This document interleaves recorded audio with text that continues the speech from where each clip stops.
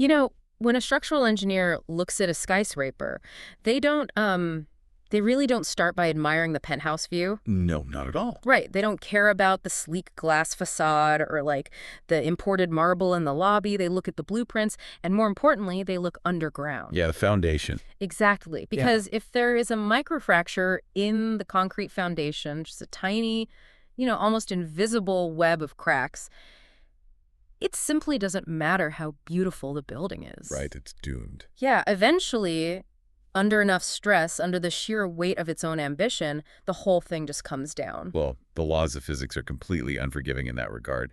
I mean, you can out-decorate a lot of things, but you absolutely cannot out-decorate a crumbling base. Right. Structural integrity is binary. It's either there or it isn't. And yet, when it comes to our own minds, our own personal development, we try to do exactly that. We try to wallpaper over our trauma. Oh, constantly. Yeah. Our massive failures, our deepest insecurities, we chase the quick aesthetic fix. We want the shiny exterior without doing the excavation.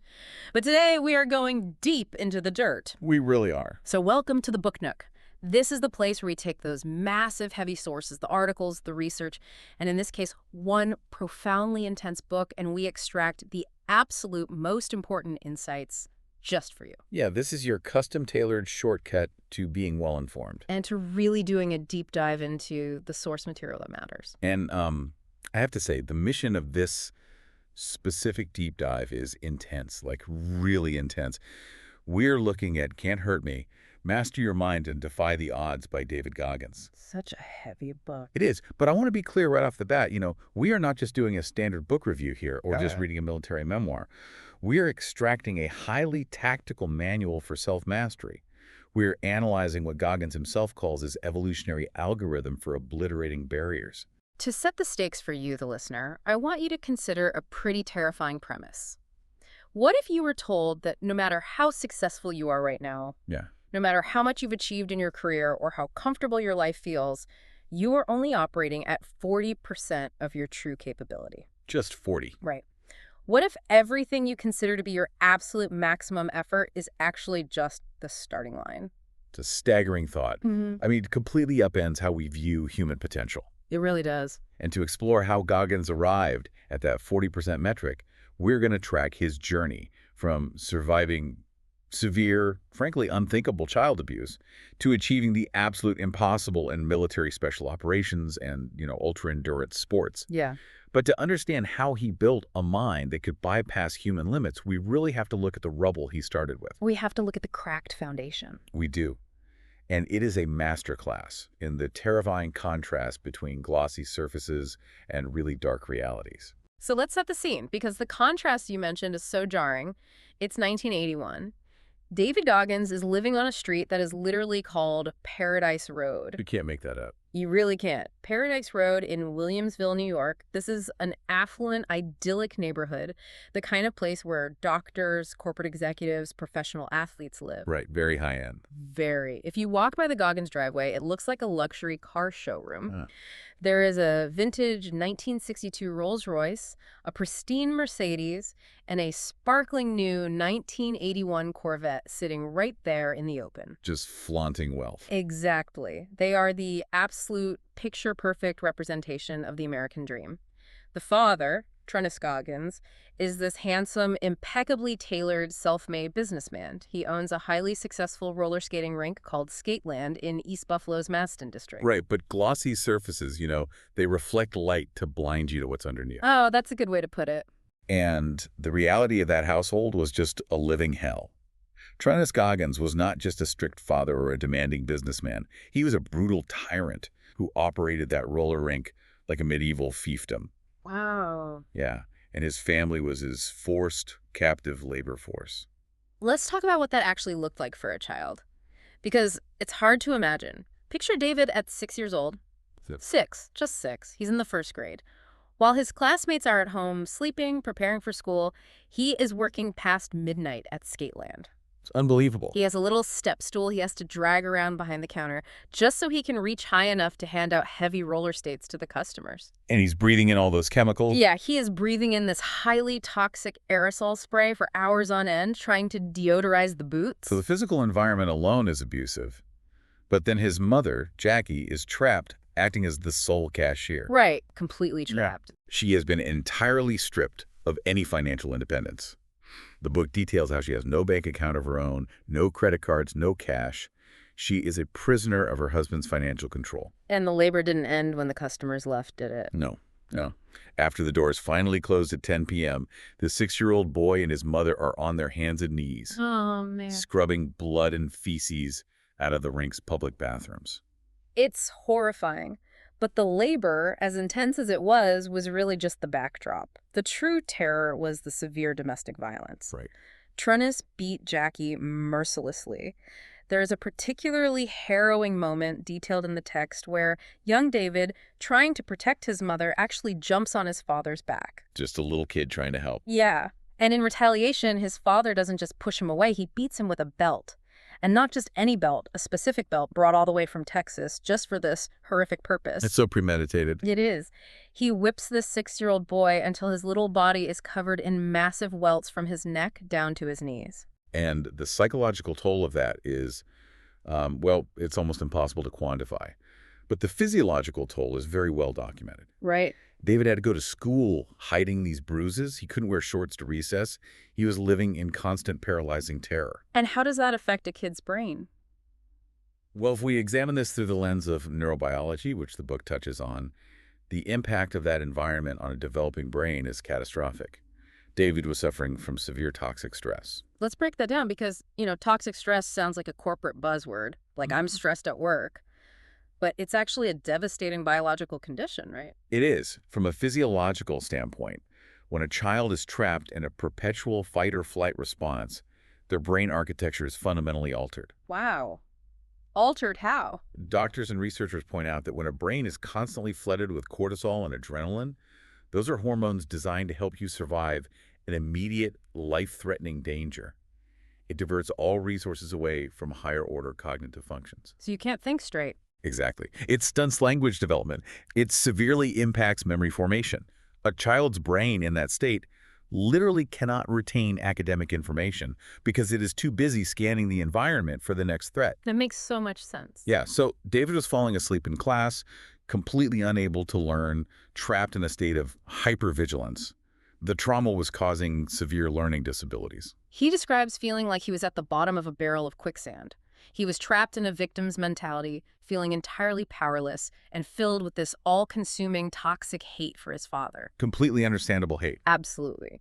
But I want to stop and challenge this for a second. Because I know you, the listener, might be thinking, is it really necessary or healthy to dwell on the darkest, most traumatic parts of our past? Yeah, that's the big question. Doesn't the entire modern self-help industry tell us to practice gratitude, focus on the present, let go of the past, and just move on? That is the dominant narrative, yes. But it highlights a core divergence in Goggins' philosophy. He argues adamantly that you absolutely cannot sweep your failures and traumas under the rug. You just can't. Right. Going back to your opening skyscraper analogy, if you have a cracked foundation, no amount of later success, no amount of money, fitness, or status will make that house stable. It'll always be shaky. If you try to just move on and layer positive affirmations over unresolved trauma, that rug will eventually get pulled out from under you. The darkness will reemerge and dictate your choices subconsciously. So what's the alternative then? Wallowing in it? Not wallowing. Weaponizing. Weaponizing. I like that. Goggins' approach is that you must face those demons head on. You have to give your pain shape. Yeah. You take a full accounting of it so you can use that broken concrete to build something indestructible. You use the pain as raw fuel. Which brings us directly to the first major challenge from the text. Something for you, the listener, to actually implement. Goggins calls it acknowledging your bad hand. We all have one. We do. For David, it was severe life-threatening abuse and developmental trauma. For you, maybe it's something different. Maybe it's being relentlessly bullied. Maybe it's struggling with a severe learning disability. Or honestly, maybe your limiting factor is the exact opposite. Oh, interesting. Like what? Maybe you grew up completely insulated, overly supported, and too comfortable, and you've never actually been forced to test your own resilience. That's a bad hand in its own way. Exactly. So the challenge here is to get a journal and write out your bad hand in excruciating detail. You take a brutal, unflinching inventory of your limitations and the odds stacked against you. It requires complete honesty. You can't be generic about it. No. You have to lay out all your dirty laundry, all your perfectly valid excuses for why you shouldn't amount to anything, and you put them in black and white on the page. Because only by fully accepting the stark reality of your starting point can you begin to flip the narrative. You have to understand your excuses so you can systematically dismantle them. So let's look at how David dismantled his. Eventually, he and his mother do manage to escape. Thank goodness. Yeah. With the covert help of a neighbor, Jackie secretly obtains a credit card, packs up her kids in a frantic rush, and drives away from Paradise Road forever. But the narrative doesn't suddenly pivot to a sunny montage of healing and triumph. If only. Right. Escaping the abuser didn't magically fix the cracked foundation. Far from it. The physical danger was gone, but the environmental friction only changed form. They moved to Indiana, where they faced crushing systemic poverty. Right. His mother eventually met a kind man named Wilmoth, who brought a brief period of stability and paternal warmth to David's life. But tragically, Wilmoth was murdered. Just brutal. And on top of the grief and the poverty, David was now dealing with overt, aggressive racism in his new small town. By the time he reached his late teens, the toxic stress and unresolved trauma had fully metastasized. The manifestation of that trauma is really tough to look at. He was failing out of school. His reading comprehension was stalled at a third-grade level. In his late teens. Yeah. And to cope, he started hiding all of his massive insecurities behind a fake tough guy persona. He was playing a character to keep the world at bay. That was a shield. Right. Eventually, he gets a job working the night shift as an ecolab exterminator, spraying restaurants for cockroaches, and his health just plummets. He balloons up to 297 pounds. Almost 300 pounds. His daily routine involved hitting the Steak and Shake drive-thru for a massive chocolate milkshake and then washing that down with a box of mini donuts from 7-Eleven. He was literally suffocating his trauma with sugar and comfort. He was caught in the fundamental gravity of the human brain. What do you mean by that? Well, the brain is an organ shaped by evolution to prioritize survival, right? Which it equates with conserving energy and avoiding pain. It is wired to seek comfort and make habitual, self-limiting choices to protect our ego from the friction of failure. Right, because failure hurts. Exactly. We naturally want to feel safe. We want the milkshake. We want the couch. Yeah. And this is exactly why Goggins states that motivation is a complete myth. Yes, motivation is just a temporary chemical flush. It feels good for a day or a week, but it does not possess the structural integrity to rewire neural pathways. It's kind of the equivalent of putting premium gas in a car with a blown engine. Exactly. I mean, it might spark, but it won't drive. Which leads us to the first major psychological mechanism in his evolutionary algorithm, the accountability mirror. This is such a pivotal concept. The turning point happens when he receives a letter from his school stating that he has missed too many days and is officially flunking out. He takes that letter, goes home, walks into his bathroom, looks at his reflection in the mirror, and strips away the entire facade. All of it. He gets brutally uncomfortably honest with himself. No fluff, no massaging the ego. He looks at his nearly 300-pound reflection and says out loud, "You are fat. You are uneducated. You are making excuses." It is a profound, almost violent moment of self-reckoning. He realized he was playing a fictitious character to protect himself from the devastating reality of his situation. And to dismantle that character, he started placing Post-it notes all over his mirror. These notes detailed his deepest, darkest insecurities, but crucially, he attached micro goals to each one. Micro goals. Right. So if the overarching, seemingly impossible goal was to lose over 100 pounds, the Post-it note didn't say lose 100 pounds. It said lose 2 pounds this week. That's manageable. If the goal was to somehow join the military, the note was to study for the ASVAB, that's the military entrance exam, for 2 specific hours that day. I love looking at this through the lens of a software code review. Oh, yeah. When you are building a complex app, you can't patch a deep systemic bug in the back-end code by just designing a prettier user interface. You can put a beautiful skin over it, make the buttons look sleek, but the app will still crash. It's still fundamentally broken. To fix it, you have to strip away the UI, open up the raw text editor, look at the broken, ugly lines of code, and admit, hey, line 40 is absolute garbage. It is crashing the entire system. The accountability mirror is the process of looking at your own source code without the protective UI of your ego. That analogy is perfect because rewriting code requires keystroke by keystroke effort. It requires repetitive habit building. He realized in front of that mirror that Absolutely no one was coming to save him. The cavalry wasn't coming. Yeah. And the text makes a very specific, uncompromising point here about personal responsibility. Goggins adopted the stance that regardless of the systemic issues surrounding him, and to be clear, the overt racism he faced, the extreme poverty, and the domestic violence were very real, horrific, societal, and external factors. Oh, absolutely. The sources are very clear on that. But he decided he had to stop blaming anything external for his personal lack of progress. To change his reality, he decided he had to assume 100% ownership of his outcomes. Now, we're not taking a stance on the politics of that, just impartially reporting his methodology. Right, and the execution of that ownership is staggering.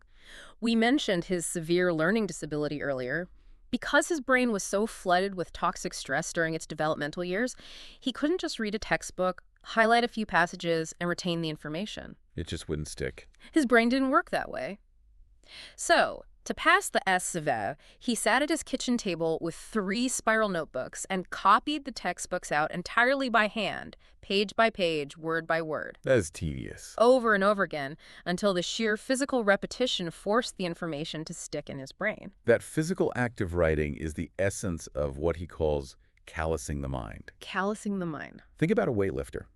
When you first grip a heavy, knurled steel barbell, the skin on your hands is soft. The friction causes blisters. It tears the skin. Right. But if you keep gripping that bar day after day, the body responds to that specific friction by building a thick, hardened layer of skin.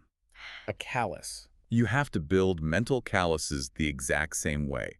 You build them by repeatedly, voluntarily exposing yourself to psychological and physical friction. Studying until his hands cramped into claws was friction.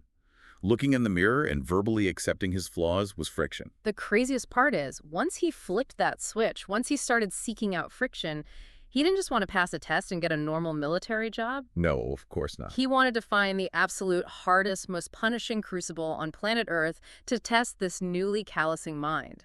So he sets his sights on becoming a Navy SEAL. Specifically, he wants to conquer Booty-S basic underwater demolition SEAL training. But the path to Booty-S was blocked by a massive physical reality. To even qualify for a training spot, he had to meet the strict height and weight requirements. Standing at 6'1", he had to weigh no more than 191 pounds. And he weighed nearly 300. Exactly. He had to lose over 100 pounds in less than 3 months. Let's just pause and think about the sheer brutal mathematics of that weight loss. It is an agonizing rate of caloric deficit and physical output. It's barely medically safe. He shares the story of his very first attempt to run after making this decision. He puts on his running shoes, steps out onto the pavement, and starts jogging. He makes it exactly 400 yards. Just a quarter of a mile. A quarter of a mile. At that point, his heart is redlining, his knees are screaming under the weight, and he has to physically stop and sit down on the edge of a golf course. He is completely, utterly defeated. He walks home, cries in his kitchen, and drinks another massive milkshake. It looks like the ultimate failure. It really does. It looks like the governor kicking in and saying this is impossible. Yeah. But what separates Goggins in this moment is the immediate aftermath. He didn't finish the shake. Wait, he didn't? No, he threw the rest of it in the trash, laced his shoes back up, and walked right back out the door. He pushed through the shame and the physical pain of that initial failure. He proved to himself right then and there that he had a deeply ingrained habit of giving up way too soon, and he decided to break it. That's the turning point right there. So he loses the weight, he passes the ISVAB, he makes it to BUDS. Now, if you know anything about SEAL training, you know about the defining gauntlet. Hell Week. Oh, yeah. It is 5.5 days of continuous, orchestrated physical and mental torture, during which the candidates are allowed a total of about 4 hours of sleep for the entire week. That's insane. Most incredible athletes are lucky to survive one Hell Week in their entire lives. But because of severe compounding injuries, and we were talking about running for miles on broken kneecaps and severe stress fractures, that he literally taped up with duct tape to keep from falling apart. Duct taped. Duct tape. Because of that, Goggins was medically rolled back. He ended up having to endure 3 Hell Weeks in a single calendar year. Which is medically and physiologically almost impossible to comprehend. The human body is not designed to take that level of punishment repeatedly. Right. But enduring that much pain brings us to one of the most fascinating psychological tactics introduced in the book, the concept of taking souls. Okay, let's clarify this immediately. Yes, please. Taking souls is not about malicious bullying. It is not about crushing someone else's spear in a toxic, sociopathic way. It is a highly specific internal, tactical mind game that you play on yourself to gain an energetic advantage when you are in the deepest depths of suffering. Let's illustrate this with the story of his Hell Week with Class 231. The BUDS instructors in this environment are practically deities. Right, they control everything. They hold your entire future in their hands. Their sole job during Hell Week is to break your will. They want to find your breaking point and exploit it until you ring the bell and quit. Goggins and his boat crew realize that the physical pain is constant, but the psychological torture relies on unpredictability. Yes. It's the uncertainty of what's coming next that truly breaks the human mind. So they execute a covert operation. With the help of a classmate named Kenny Bigby, they sneak into the instructor's office in the dead of night and manage to make a copy of the highly classified secret Hell Week schedule. It sounds like a small thing, but it was a massive psychological victory. Knowing exactly what torture was coming next didn't make the physical pain of carrying a 300-pound log any less agonizing, but it gave them a structural mental edge. Yeah, they could mentally prepare. They had taken a piece of the instructor's power by beating them at their own game of unpredictability.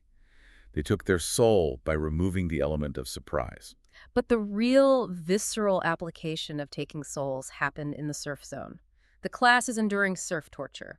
This involves laying arm in arm in the freezing Pacific Ocean in the middle of the night with the tide crashing over their heads. It's awful. The instructors, specifically two guys named Psycho and SDG, are relentless. Yeah. They are screaming at the men, forcing them deeper into the water, actively trying to induce hypothermia and panic. And in the middle of this absolute shivering misery, Goggins, completely freezing, makes a decision. What does he do? He commands his boat crew to start doing flutter kicks in the water while loudly humming the theme song to the movie Platoon. Just visualize the sheer defiance of that scene. The instructors are pushing every button they have to find a breaking point. They expect the men to be cowering, begging for relief. Right. Instead, Goggins and his crew are essentially throwing a defiant, hyper-aggressive party in the freezing surf.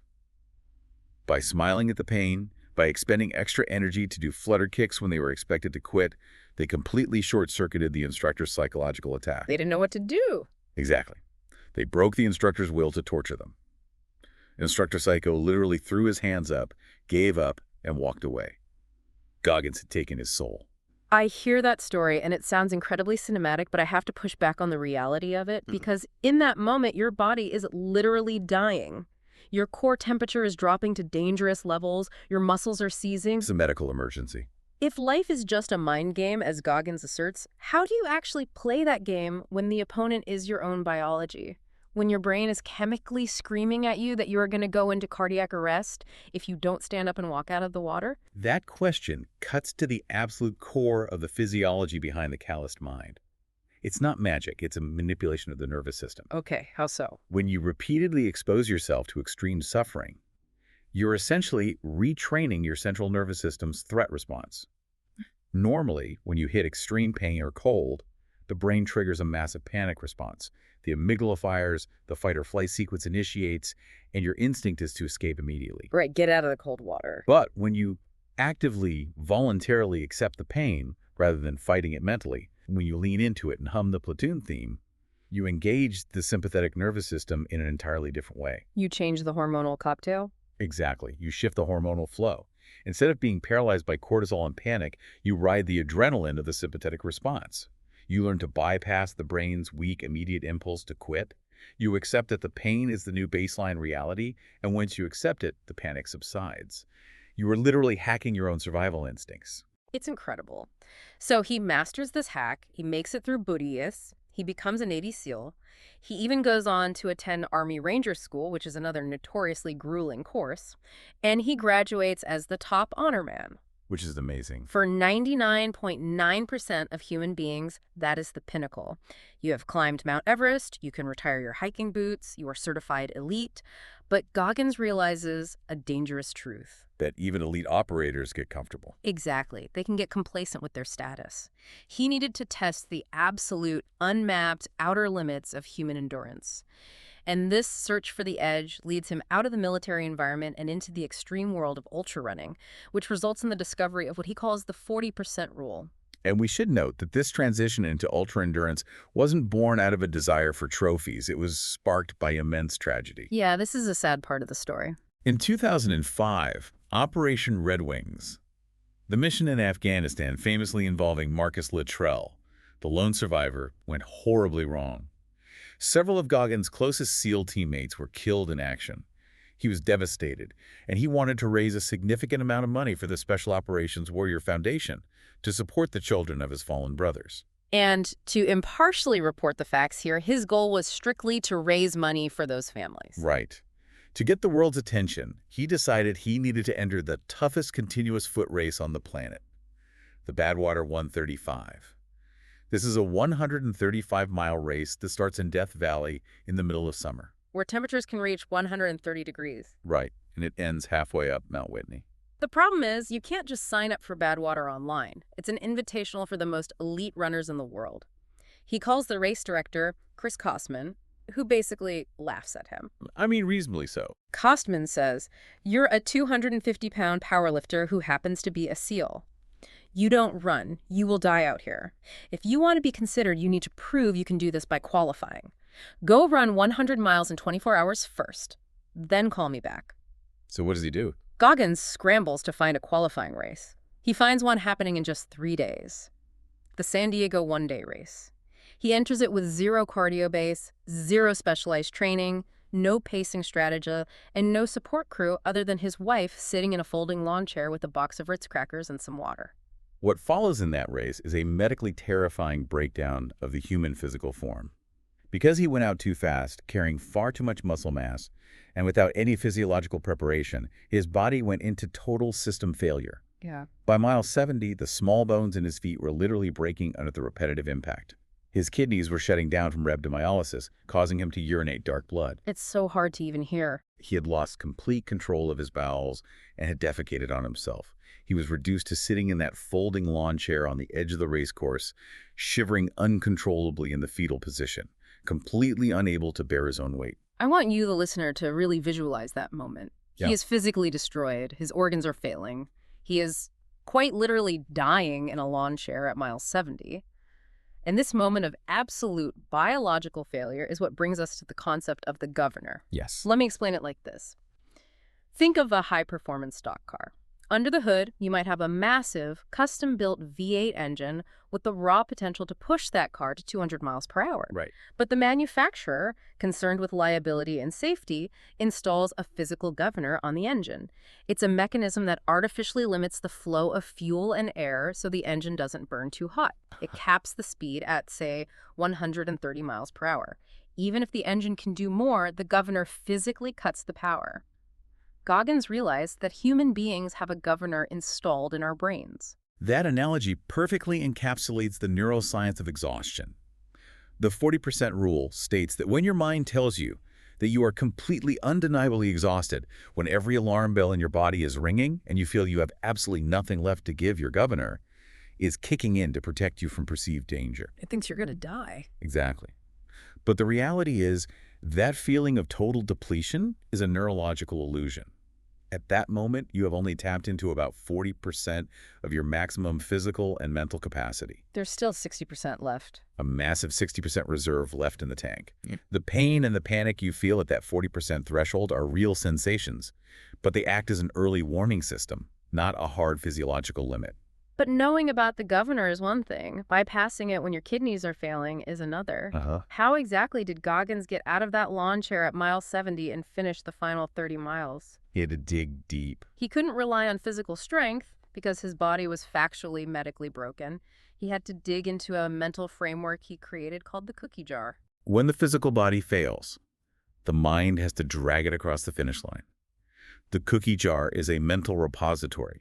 It is a highly curated internal vault of past victories, past suffering endured, and obstacles overcome. Yeah. Sitting in that chair, his brain was screaming at him to quit, to call an ambulance, to go to the hospital. Right. To override that shutdown sequence, he had to consciously reach into this mental jar and pull out undeniable proof of his own resilience. And what's deeply relatable about this is that the cookies don't have to be world championship victories or Olympic medals. Not at all. When Goggins reached into his jar, he wasn't just pulling out his seal trident. He used the memory of sitting at his kitchen table as a teenager, struggling with his severe learning disability, and finally comprehending a single paragraph of text after copying it 20 times. Those micro victories. He used the memory of stepping on the scale and seeing that he had lost the very first 5 pounds of his 100-pound weight loss journey. It's crucial to understand the cognitive mechanics of this tool. In moments of extreme stress, our brains naturally hyperfixate on the negative. We fixate on the pain, on the distance left to go, on the sheer impossibility of the current task. We spiral. Exactly. Reaching into the cookie jar forces a cognitive override. By actively forcing your brain to remember a specific time you succeeded against the odds, you remind your central nervous system that you are an entity capable of surviving extreme friction. You shift your self-narrative from victim to victor in real time.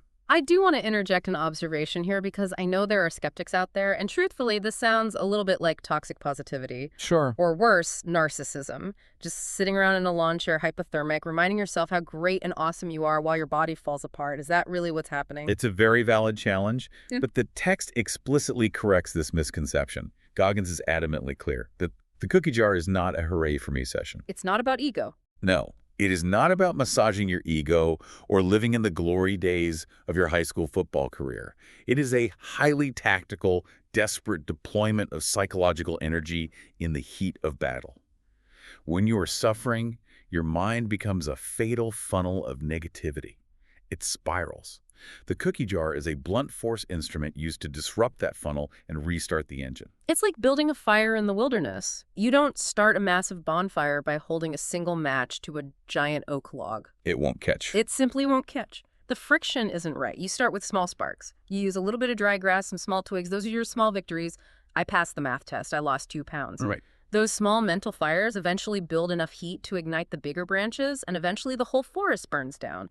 Goggins used those small mental sparks. I learned to read. I survived Hell Week. I took Psycho's Soul in the Surf to build an absolute inferno of willpower that literally lifted him out of that chair. And he didn't just walk the rest of the way. He finished the 101 miles in 19 hours. Which is the ultimate proof of the 40% rule. He tapped into that massive hidden reservoir. She bypassed the governor. But what the book emphasizes next is perhaps the hardest pill to swallow. Oh, yeah. This part is tough. Removing the governor isn't a one-and-done event. It's not a switch you flip permanently. It requires sustained greatness. You don't just achieve a massive goal, get your medal, and retire to the couch. To keep the mind calloused, you have to continually reset your baseline to 0. And the path to sustained greatness is paved with massive, agonizing, and often very public failures. This brings us to a section of his life that is truly mind-bending because he continually sought out new, almost absurdly difficult challenges. He didn't just stay in ultra running. For instance, he decided to attempt Delta Force selection. Delta Force. For those who don't know, Delta Force is the absolute tip of the spear in military special operations, and their selection process is notoriously secretive and brutal. Goggins details a moment during a land navigation exercise where he is hiking up a nearly vertical hill. And his body is wrecked at this point. His body is already completely broken down from years of abuse. He has a gaping hole in his leg from an injury. Yet, he is pushing so hard he is passing other elite operators on this hill. Ultimately, he doesn't make the cut. He is sent home due to his injuries. But he earned the deep, unspoken respect of the robotic, emotionless instructors because he refused to quit when his body was failing. He proved that he belonged in the upper echelon of human effort, even in failure. And he carried that philosophy into his next challenge. After cementing his legacy as an ultra-running legend, he decides he wants to break the Guinness World Record for the most pull-ups completed in 24 hours. Which is just insane. The record at the time was just over 4,000 pull-ups. To raise money and awareness, he gets booked on the Today Show. He's going to break this record on live national television. The lights are on, the cameras are rolling, millions of people are watching, and he fails. Spectacularly. Yeah. The physical setup is wrong. His hands rip open down to the exposed bone. His muscles completely lock up, and he has to drop off the bar and quit well short of the record on live TV. For the vast majority of people, a public humiliation of that magnitude would be the end of the road. You pack your bags, you delete your social media, and you never look at a pull-up bar again. But Goggins treats failure fundamentally differently than the rest of us. Instead of wallowing in shame, He treats failure like a sterile military operation. He conducts an AAR, an after-action report. The AAR is a brilliant tool. It is essentially a live clinical autopsy of your failure. In an AAR, you must completely remove your emotion and your ego from the equation, and you look purely at the data. You just look at the facts. Why did he fail on the Today Show? He didn't just throw his hands up and say, I guess it wasn't strong enough. He evaluated the physical pull-up bar the TV studio built for him. It was too loose, causing excess friction on his palms. He evaluated his grip width, the specific type of gloves he wore, the ambient temperature of the studio under the hot lights. The hydration strategy, too. Exactly. His hydration and how his body processed carbohydrates versus protein during the attempt. He did forensic science on his own failure. And what he realizes is that failure is actually the most overlooked, underutilized gift we have in life. Because if you analyze it clinically, without the sting of ego, your failures give you the exact GPS coordinates of your future success. They tell you exactly what to fix. So he makes some tweaks, tries the record again, and fails a second time. Unbelievable. He does another AAR, refines the data, and then finally sets up a third attempt. But this time, there is no glitz, no national TV, no morning show hosts, just a gritty, sweaty CrossFit gym in Nashville. And this third attempt is a study in agonizing perseverance. Mm-hmm. At one point, his hands are so badly torn and blistered that he has a nurse literally drain the fluid from his massive blisters with a syringe mid-attempt. That's just wild to me. He wraps them in tape, chalks his bleeding hands, and gets back on the bar. He pushes through, and he completes 4,030 pull-ups in exactly 17 hours. He broke the record. But the analytical takeaway here is incredibly profound. By deciding in his mind that the record was inevitably his, he removed the pressure of a timeline. It didn't matter if it took 2 months, 2 years, or 20 years. He decoupled the goal from the calendar. That mental shift freed his mind from the anxiety of the clock and allowed him to focus purely on the execution of the pull-up. Okay, so we've tracked this unbelievable sprawling journey. He's conquered his traumatized mind. He's conquered his broken body. He's achieved the impossible across multiple domains. But we have to address the elephant in the room. What is the ultimate cost of living with the governor completely removed? You cannot run a high-performance engine in the red for decades without something snapping. The deep dive into the physical toll of Goggins' life is incredibly sobering. It's the unavoidable reality of physics and biology. His body eventually and inevitably shut down. What happened? During a routine medical checkup, he was diagnosed with an atrial septal defect, or ASD. That's not a minor murmur. This is a literal hole in his heart that he had been living with since birth. It meant his heart was only functioning at about 75% of a normal human's capacity. Wait, 75%? Think about that. He had endured 3 hell weeks, passed ranger school, and run 100-mile races through Death Valley, operating on a massive structural cardiovascular deficit. On top of the complex open-heart surgeries required to patch that hole, his muscular system was failing. A medical specialist evaluated him and said his muscles were so intensely locked up from years of traumatic stress, fight-or-flight cortisol, and extreme physical abuse that they felt like a frozen steak. A frozen steak? The tissue was so tight and dense that blood couldn't even circulate properly. He became completely bedridden in Chicago. He was in excruciating, constant pain, facing the very real, terrifying possibility that his athletic life, and perhaps his life in general, was over. And it was there, trapped in that bed in Chicago, stripped of his ability to run, stripped of his ability to physically dominate his environment, that he experienced perhaps the most profound shift in the entire book. Yeah, the spiritual shift. He was forced to turn completely inward. He looked back at the arc of his life, the horrific abuse from his father, the racism in Indiana, the BUDS instructors who doubted him, and he realized he had been using pure rage as his primary fuel source for 38 years. Rage is a powerful fuel. It is, but rage is a volatile fuel. It has a massive blast radius. It burns you out from the inside, and it burns everyone around you.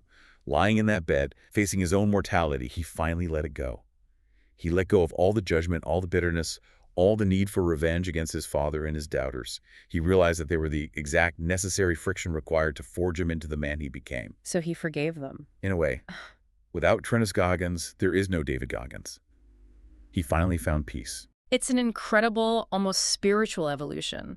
From a terrified child full of toxic hate, to a ruthless warrior fueled by unquenchable rage, to a man who finally finds deep, resonant stillness.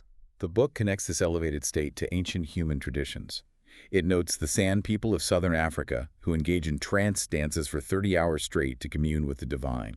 It mentions the Tibetan pilgrims who perform agonizing, full-body prostrations across thousands of miles of rough terrain, or the Zen monks in Japan who attempt the 1,000-day marathon challenge. Pushing past the physical limits. There is a secret doorway hidden deep in the human mind.